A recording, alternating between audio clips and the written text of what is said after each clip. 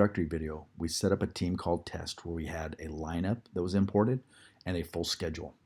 What we're going to show in this video is how you now edit your lineups for that team.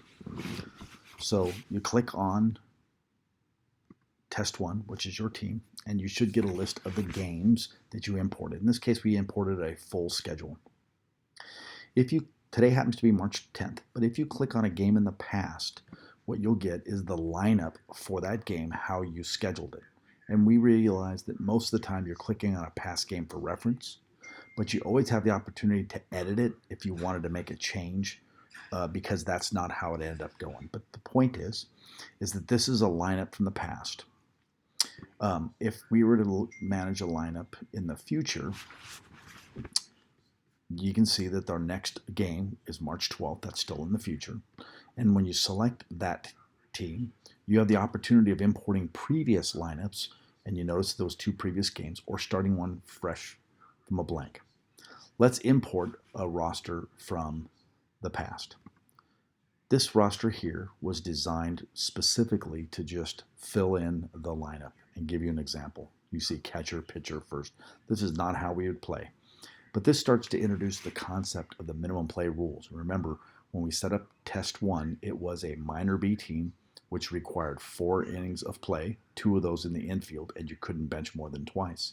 So when you look at this example, these top people have met all their infield requirements. They played at least 2. They played at least 4 innings, and they didn't bench at all. But you notice these guys down here, since they played the outfield, they did not meet their infield requirements. So you see there's a highlight. And this person not only did not meet the infield requirement, but also was benched too much. And that's what the color coding starts to show. So if we wanted to build a normal lineup, and let me give you an example of what that looks like.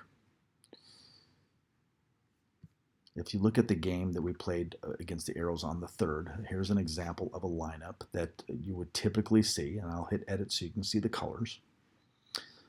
This is a lineup where I just simply put them in order. Here's, batter number 1, first name, last name from 1 to 12. This is your typical 12-person lineup in the minor B level. We created a roster with 17 kids. That's a lot, but we have those X'd out and sitting.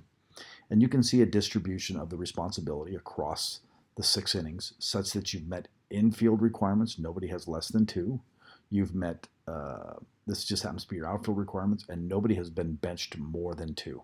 And so this is what a typical lineup may look like, and you may use this lineup in the future.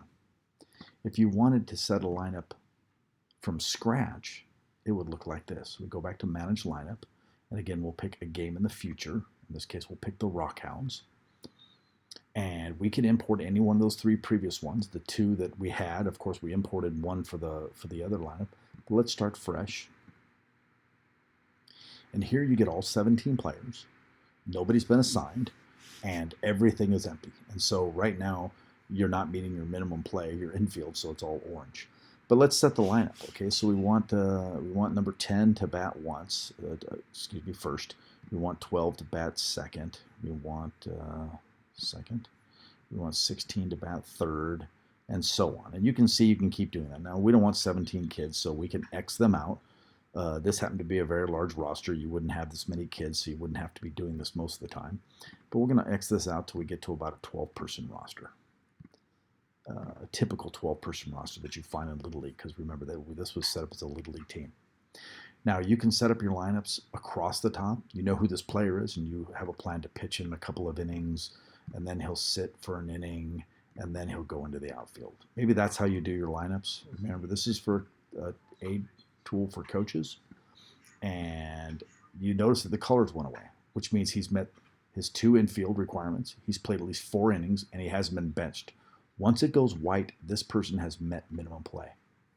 Some people build lineups by the column. That is, they give them a pitcher, they give a catcher, they'll assign a first baseman, they'll assign a second baseman, and so on. And you can see that I'm just simply going through and assigning each one of the required fields. And the reason I'm doing this is so that you can see once you've done all 9 positions, you get a green check in the upper right hand. Now, we don't have one because what's missing? We're still missing our shortstop. So if we put a shortstop in, boom, we now have 9 positions, which means this column is complete. course, you can leave it blank like that, or you can put an X just showing that this person is sitting for that first inning. And as you build across, you'll notice that the color coding is going to change based on whether they've been benched enough. And I'll stick a couple of them in here you can see.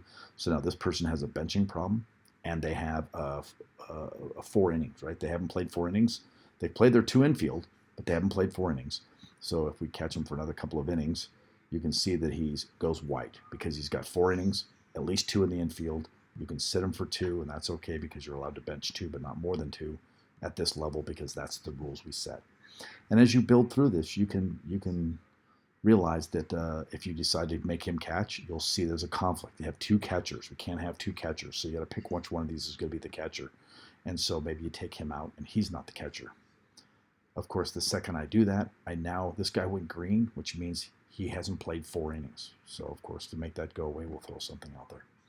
But as you build your lineups and get across, you can see the conflicts will pop up, and you need to resolve it until the row is white, which means you've met all the minimum play requirements, and the column has got a green check mark. Once you have achieved that, you have a legitimate roster that you can use going forward. In a future video, we're going to show you how to manage pitching from game to game by using this pitch column after the game has been completed.